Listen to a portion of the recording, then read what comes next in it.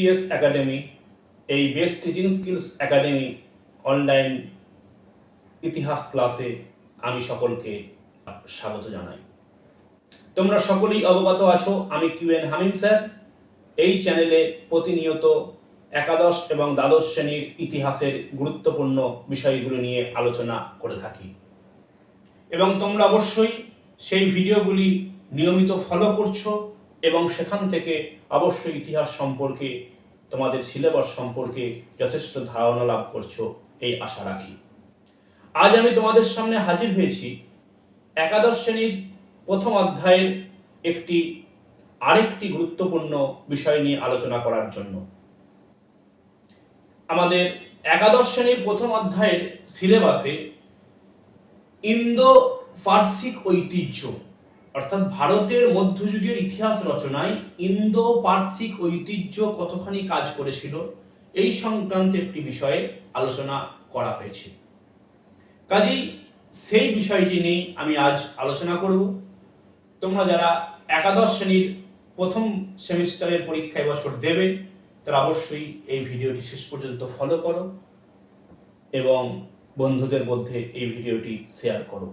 তাহলে অবশ্যই তোমরা এই ইন্দো পার্সিক ঐতিহ্য মধ্যযুগের ভারতের ইতিহাস রচনা করার ক্ষেত্রে কতখানি কার্যকরী ভূমিকা লাভ করেছিল সে সম্পর্কে তোমরা ধারণা লাভ করতে পারবে। এই চ্যানেলের আমার অন্যান্য ভিডিওগুলি তোমরা নিচের ডেসক্রিপশন বক্সে যে লিঙ্ক দেওয়া আছে সেখান থেকে তোমরা দেখে নিতে পারবে। চলো সরাসরি আলোচনায় যাওয়া যাক।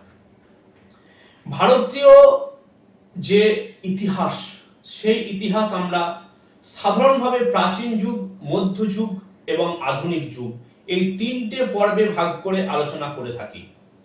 তো ভারতবর্ষের মধ্যযুগের যে সূচনাকালের কথা বলা হয় সেটি 1206 খ্রিস্টাব্দে শুরু হয়েছিল এবং ভারতবর্ষের মধ্যযুগ মূলত মুসলিম শাসনের যুগ। দুইটি বিখ্যাত মুসলিম সাম্রাজ্য গোটা মধ্যযুগ ব্যাপী ভারতবর্ষে শাসন করেছিল। একটি ছিল সুলতানি সাম্রাজ্য এবং পরবর্তীটি ছিল মুঘল সাম্রাজ্য। স্বভাবতই যেহেতু মুসলিমরা এদেশে এসে পৌঁছালো, এদেশে আসার পর ভারতবর্ষের যে নিজস্ব সংস্কৃতি আছে সেই সংস্কৃতির সঙ্গে মুসলিম সংস্কৃতি, মুসলিম ঐতিহ্য কিভাবে মিশে যাচ্ছে এবং কিভাবে মুসলিম লেখকরা তাদের বিভিন্ন রচনার মাধ্যমে মুসলিম ঐতিহ্যের পাশাপাশি ভারতবর্ষের ঐতিহ্যকে তুলে ধরছেন, এই সমস্ত কিছু বিষয়টি কিন্তু আমাদের জানতে হলে ইন্দো পার্সিক অর্থাৎ ভারতীয়র সঙ্গে পারস্যিক যে ঐতিহ্য, মুসলিমদের যে ঐতিহ্য, সেই ঐতিহ্যে তাদের যে সেই সময়কালের যে বিভিন্ন লেখা সেগুলো আমাদেরকে ফলো করতে হয়। এবং অবশ্যই যদি আমরা এই দুইটি ধরনের লেখার সংমিশ্রণ বা তাদের একসঙ্গে ঐতিহ্য, বিভিন্ন লেখার ধারা যদি আমরা ফলো করি তাহলে অবশ্যই মধ্যযুগের ভারতের ইতিহাস সম্পর্কে একটি ধারণা লাভ করা যায়। তো ভারতবর্ষে ইন্দো পার্সিক ঐতিহ্য ব্যাখ্যা করতে গেলে প্রথমেই যে বিষয় বলতে হয় সেটি হলো যে 712 খ্রিস্টাব্দে আরবদের সিন্ধু দেশ জয় এবং ত্রয়োদশ শতকে তুর্কিদের দিল্লির শাসন ক্ষমতা অধিকার ভারতের ইতিহাস চর্চার ক্ষেত্রে এক নবযুগের সূচনা করে। আরব ও তুর্কি ঐতিহাসিকদের আগমনে প্রচুর ইতিহাস গ্রন্থাদি রচিত হতে শুরু করে। স্যার যদুনাথ সরকার তাই বলে থাকেন, সমকালীন ভারতীয় সংস্কৃতিতে মুসলিম ইতিহাস চর্চা হলো পার্সিক ভাবধারা যুক্ত তুর্কিদের একটি মহান উপহার। দেখো, ভারতবর্ষের যে সিন্ধু প্রদেশে সর্বপ্রথম যে মুসলিমদের আক্রমণ ঘটছে কাসিমের নেতৃত্বে, মোহাম্মদ বিন কাসিমের নেতৃত্বে দাহিরের শাসনকালে ভারতবর্ষে 712 খ্রিস্টাব্দে সিন্ধু প্রদেশে সর্বপ্রথম মুসলিম আক্রমণ ঘটে। পরবর্তীকালে লক্ষ্য করা যায় মোহাম্মদ ঘুরির নেতৃত্বে 1191 এবং 92 খ্রিস্টাব্দে ভারতবর্ষে সফল মুসলিম আক্রমণের পর ভারতবর্ষে মুসলিম সাম্রাজ্য, সুলতানি সাম্রাজ্য প্রতিষ্ঠা হয় 1206 খ্রিস্টাব্দে।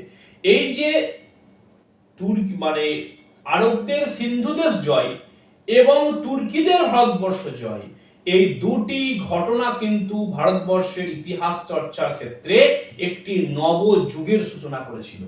কারণটা কি না, এই যে শাসকরা এসছেন, আরবরা সিন্ধু দেশে এসছেন বা পরবর্তীকালে তুর্কিরা ভারতবর্ষে এসছেন, তো তাদের সঙ্গে অনেক ঐতিহাসিক, আরব ঐতিহাসিক, তুর্কি ঐতিহাসিক তারাও কিন্তু ভারতবর্ষে আসতে শুরু করে এবং তারা কিন্তু তাদের ভাষায় ইতিহাস রচনা করতে শুরু করে।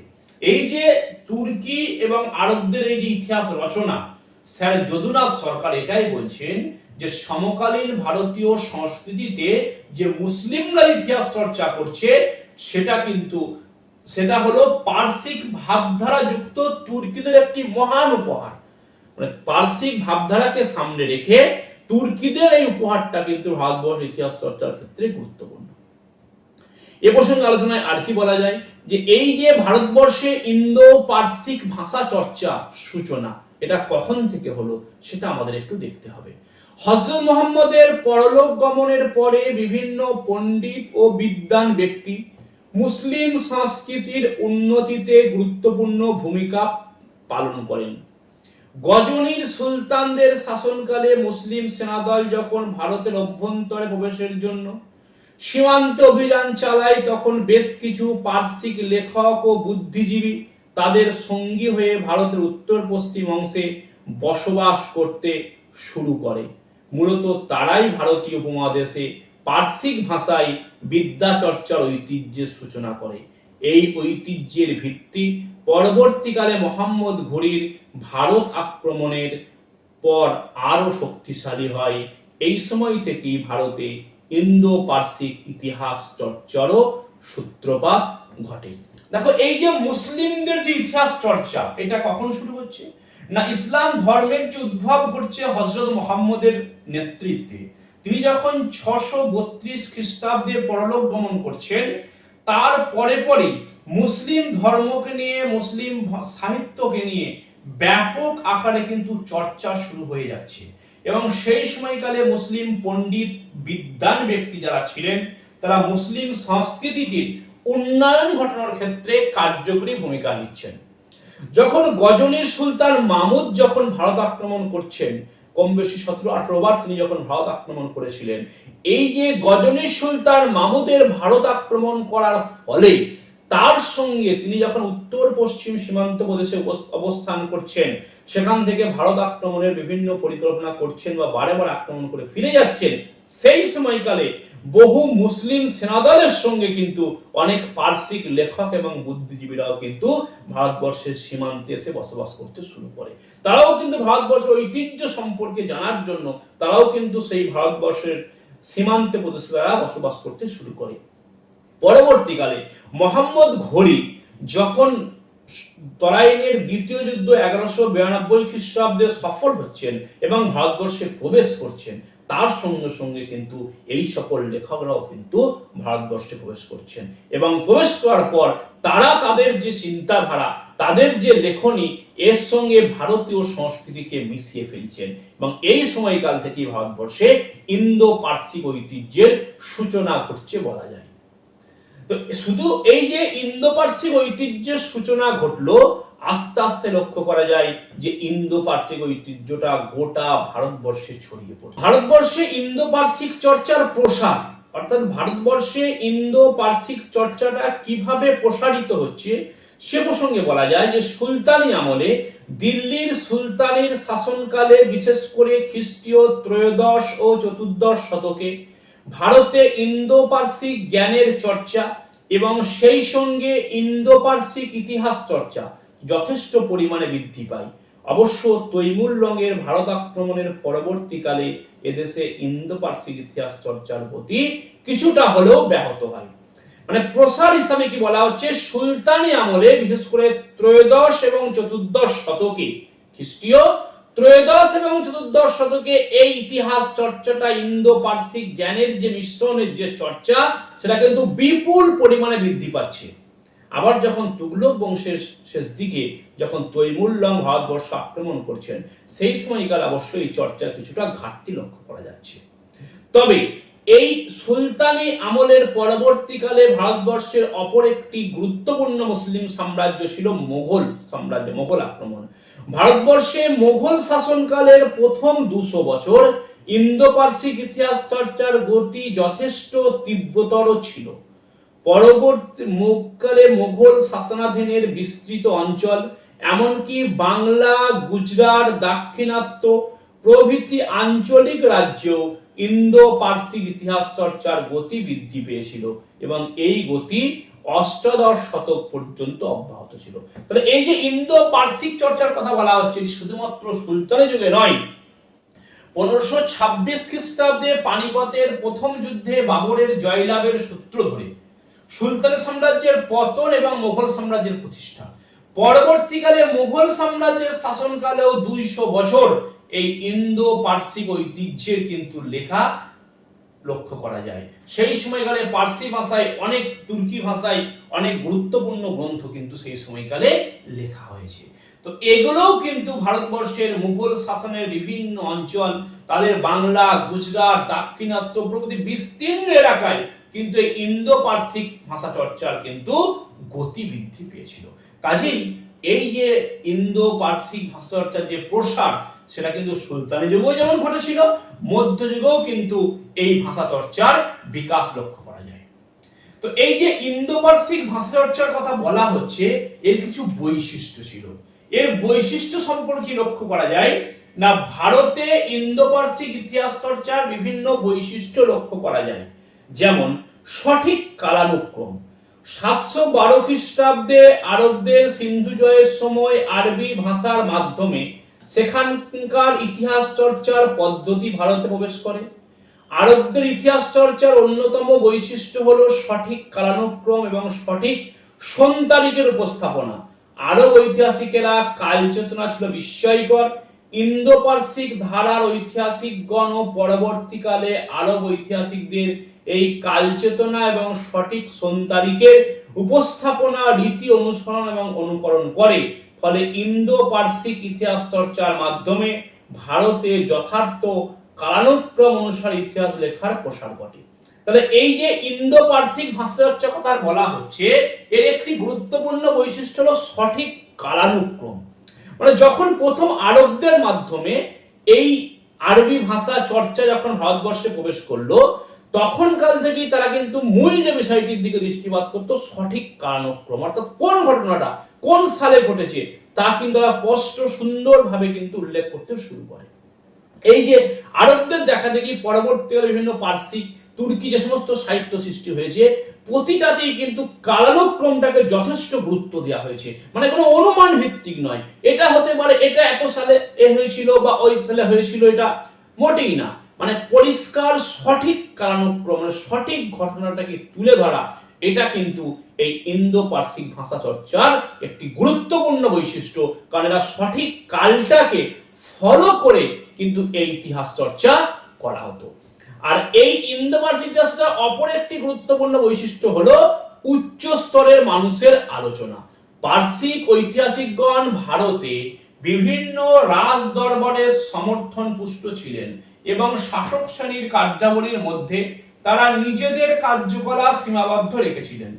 ফলে তারা রাজশক্তির স্থাবকতা করতে বাধ্য হন।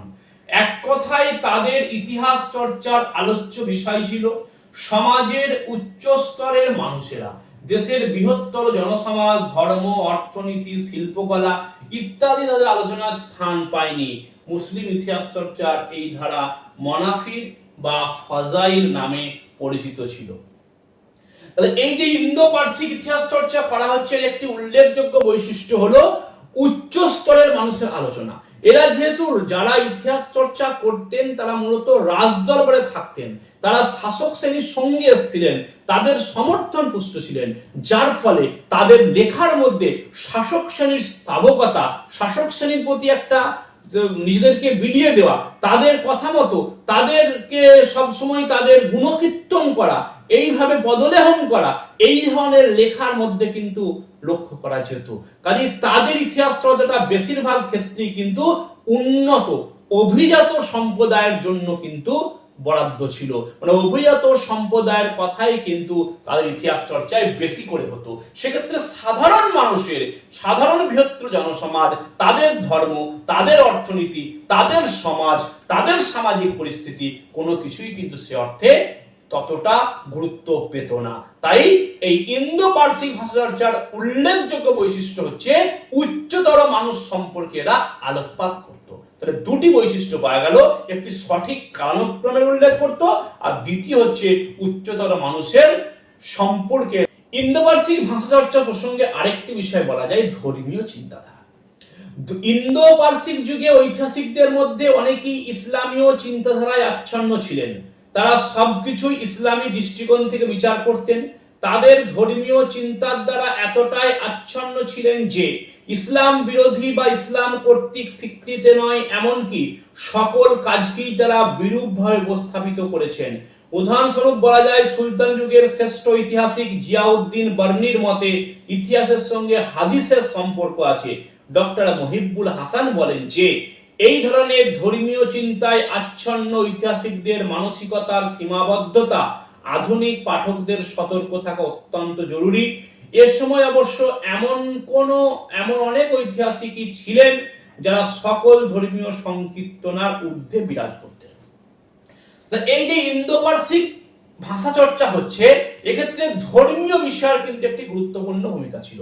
মানে যারা এই ধরনের ভাষা চর্চা করছেন বা লিখছেন তারা মূলত ধর্মীয় বিষয়টিকে সর্বাগ্রে স্থান দিতেন, সবচেয়ে বেশি প্রাধান্য দিতেন ধর্মীয় বিষয়কে, এবং ধর্মীয় চিন্তাধারা সবসময় তাদের সকলকে আচ্ছন্ন করে রাখতো।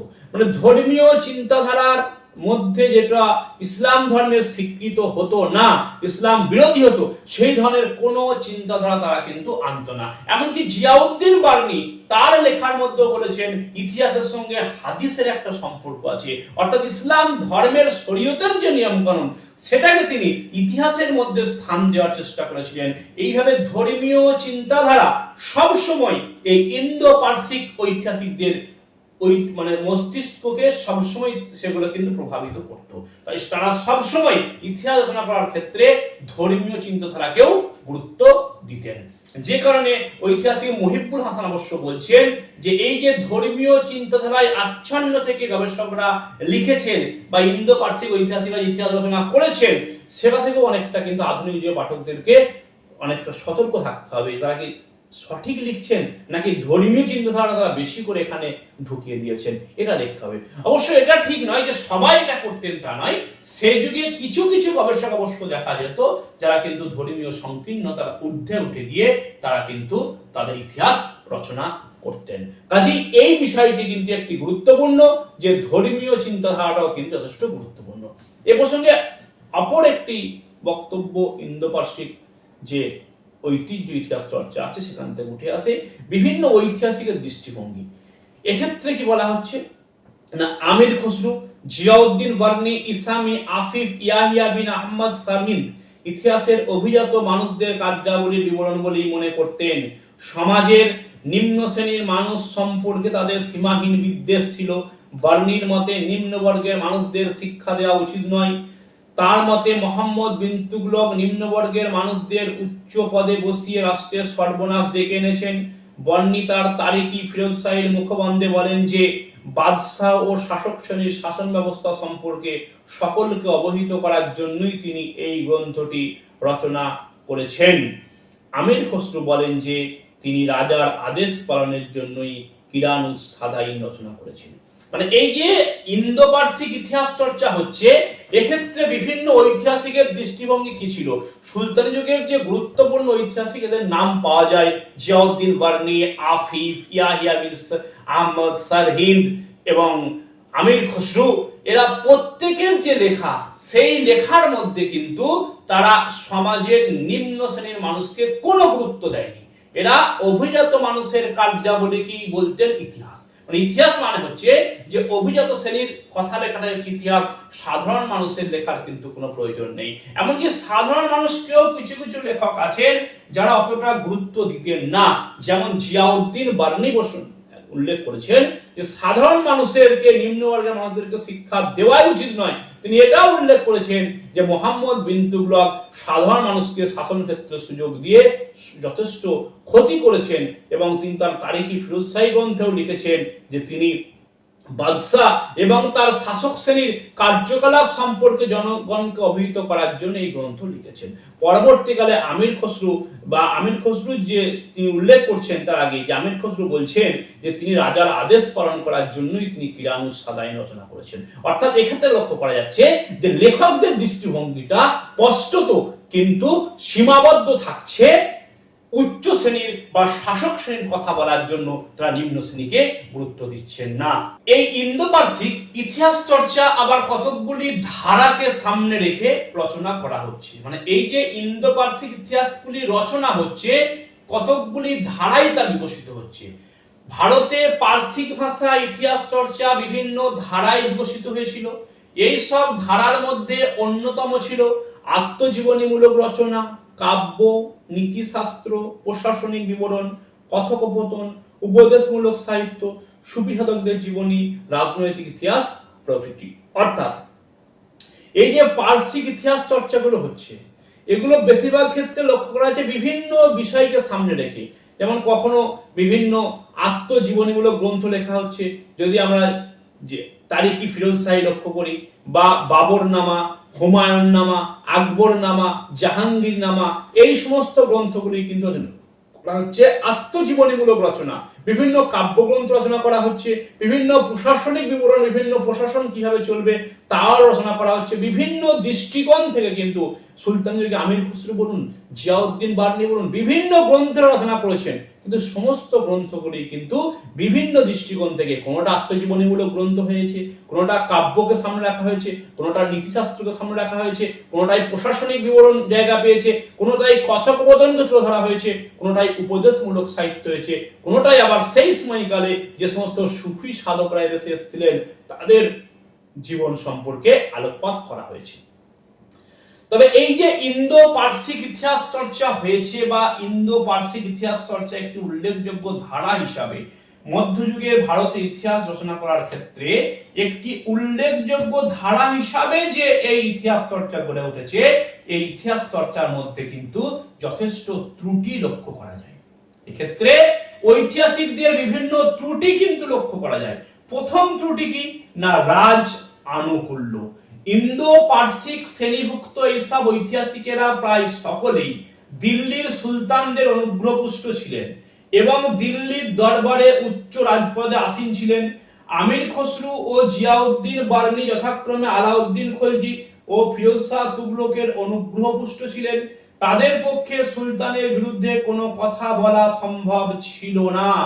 আমির খসরু আলাউদ্দিন খলজি সম্পর্কে অনেক কথা বললেও তার নিষ্ঠুরতা ও বিশ্বাসঘাতকতার কথা উল্লেখ করেননি।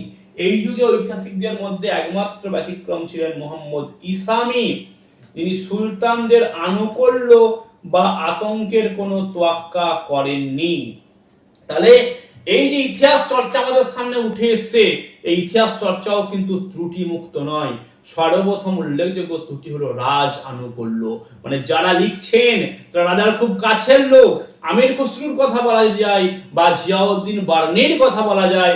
এখানে আমির খসরু আলাউদ্দিন খলজির সময়কালে এবং জিয়াউদ্দিন বার্নি ফিরোজ শাহ তুগলকের সময়কালে কিন্তু তারা বিভিন্ন কিন্তু রাজার খুব কাছের লোক থাকার কারণে তারা কিন্তু রাজার গুণগান কীর্তন করেছেন, রাজার গুণকে নিয়ে বিভিন্ন ভাবে লেখালেখি করেছেন। কিন্তু রাজাদের যে সেই সময়কালে মুসলিম শাসকদের যে নিষ্ঠুরতা, তাদের যে বিশ্বাসঘাতকতা, তাদের যদি কোনো ত্রুটি থেকে থাকে সেগুলো কিন্তু তারা উল্লেখ করেননি। অবশ্য সবাই এটা বলবো না, কারণ মোহাম্মদ ইসামির কথা বলা হয় যিনি কিন্তু সুলতানের আনুকূল্যের বা আতঙ্কের কিন্তু তোয়াক্কা করেননি। তিনি কিন্তু স্বাধীনভাবে সঠিক তথ্য তুলে ধরার চেষ্টা। এই শ্রেণীর গবেষকদের অপর একটি উল্লেখযোগ্য ত্রুটি হলো এরা কিন্তু রাজনীতির বিবরণ দিয়েছেন, সমাজ এবং অর্থনীতির বিবরণ সে অর্থ দেননি। মানে এই সব ঐতিহাসিক বাদশাহ দরবার, যুদ্ধ বিগ্রহ, রাজ্য বিস্তার, প্রশাসন, বিদ্রোহ প্রভৃতির কথা বললেও সমাজ, অর্থনীতি, শিল্প, সাহিত্য, সংস্কৃতির কথা কিছুই বলেননি। ফলে তাদের ইতিহাস চর্চা প্রশ্নের সম্মুখীন হয়েছে। এক্ষেত্রে ব্যতিক্রম হলেন বর্ণী, তিনি অন্যদের তুলনায় এ সম্পর্কে অনেক বেশি তথ্য তুলে ধরেছেন।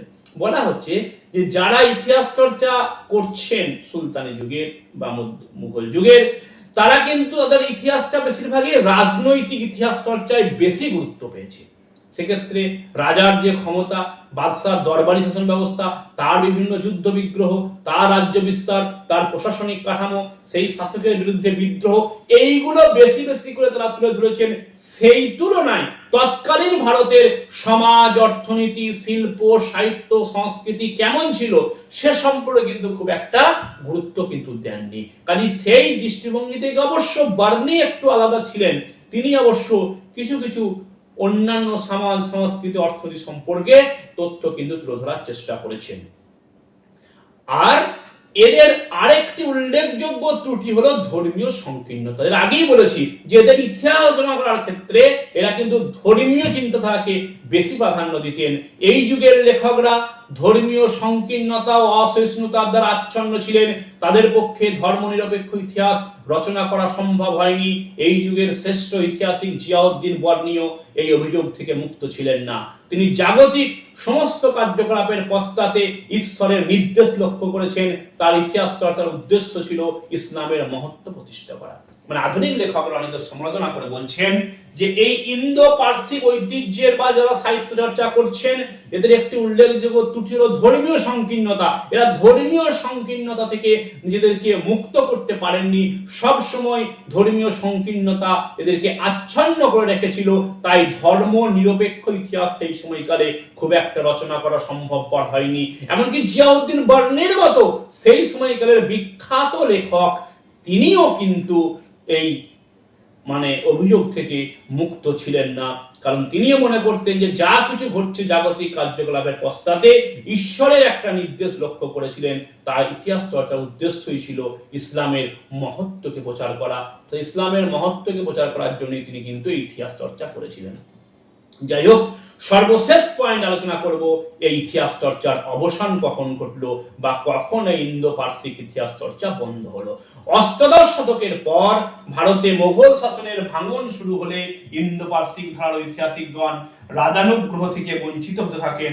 ফলে ভারতে ইন্দো পার্সিক ইতিহাস চর্চার প্রায় অবসান ঘটে। তবে কলকাতা এশিয়াটিক সোসাইটি, চেন্নাইয়ের গভর্নমেন্ট ওরিয়েন্টাল ম্যানুস্ক্রিপ্ট লাইব্রেরি ও অন্যান্য বিভিন্ন স্থানে ইন্দো পার্সিক ইতিহাস চর্চার বহু পাণ্ডুলিপি এখনো সংরক্ষিত আছে। তাহলে এই যে ইন্দো পার্সিক ইতিহাস চর্চা, যেটা প্রায় সমগ্র মধ্যযুগ ধরে সুলতানি আমল এবং মুঘল যুগেও যেটা গোটা ভারতবর্ষের যে ইতিহাস চর্চা হয়েছিল, পরবর্তীকালে যখন মোগল সাম্রাজ্যের ভাঙন ঘটছে তখন এই ধরনের ইতিহাস চর্চা কিন্তু বন্ধ হয়ে যাচ্ছে। কারণ ভারতবর্ষে মোগল সাম্রাজ্যের ভাঙনের পর যখন ব্রিটিশ শাসন শুরু হচ্ছে তখন এই ইন্দো পার্সিক ধারার যারা লেখক তারা কিন্তু রাজার অনুগ্রহ থেকে কিন্তু আস্তে আস্তে বঞ্চিত হয়ে যাচ্ছেন। ফলে ইতিহাস চর্চার কিন্তু অবসান ঘটছে। যদিও এখনো কলকাতার এশিয়াটিক সোসাইটিতে বা চেন্নাইয়ের যে ম্যানুস্ক্রিপ্ট লাইব্রেরি আছে সেখানে কিন্তু এর বিভিন্ন ইতিহাস চর্চার বহু পাণ্ডুলিপি এখনো সংরক্ষিত করা আছে। মুঘল আমলের বিভিন্ন পাণ্ডুলিপি, সুলতানি যুগের বিভিন্ন পাণ্ডুলিপি, পার্সি ভাষায় লেখা, তুর্কি ভাষায় লেখা, বিভিন্ন মুঘল যুগের বিভিন্ন নির্দেশনামা, বিভিন্ন রাজাদের যে হলফনামা, রাজাদের যে অনুগ্রহ ঘোষণানামা, ম্যাক্সিমাম অনেক কিছু হয়তো সেই এশিয়াটিক সোসাইটিতে এবং ম্যানুস্ক্রিপ্ট লাইব্রেরিতে কিন্তু সংরক্ষিত করে রাখা আছে। তো এই ইন্দো পার্সিক ভাষা চর্চা কিন্তু আস্তে আস্তে ইংরেজ শাসনের সূত্রপাতের সঙ্গে সঙ্গে কিন্তু অবসান করছে। যাই হোক, আজকে আমি এই ক্লাসের মধ্যে আলোকপাত করার চেষ্টা করলাম কিভাবে ভারতবর্ষে ইন্দো পার্সিক ঐতিহ্যের প্রবেশ ঘটছে, তার প্রসার ঘটছে, তার বৈশিষ্ট্য কি এবং তাদের রচনা করার ক্ষেত্রে কি কি সমস্যা, কি কি ত্রুটি আছে বা কখন এটি অবসান করলো, এই সংক্রান্ত বিষয়ে আলোকপাত করার চেষ্টা করলাম। আশা করি যারা ক্লাসটা মনোযোগ দিয়ে করেছো, শেষ পর্যন্ত যারা ভিডিওটি দেখেছো, তারা এই সম্পর্কে একটি ধারণা লাভ করছো। তোমরা অবশ্যই এই বিটিএস একাডেমি চ্যানেলের সঙ্গে থাকো, কারণ আমি কিউএন হামিম স্যার রীতিমতো তোমাদেরকে বিভিন্ন টপিক নিয়ে আলোচনা করে থাকি। আজ এ পর্যন্তই, দেখা হচ্ছে পরের ভিডিওতে পরের দ্বিতীয় অধ্যায় থেকে কোনো গুরুত্বপূর্ণ বিষয় নিয়ে আলোচনায়।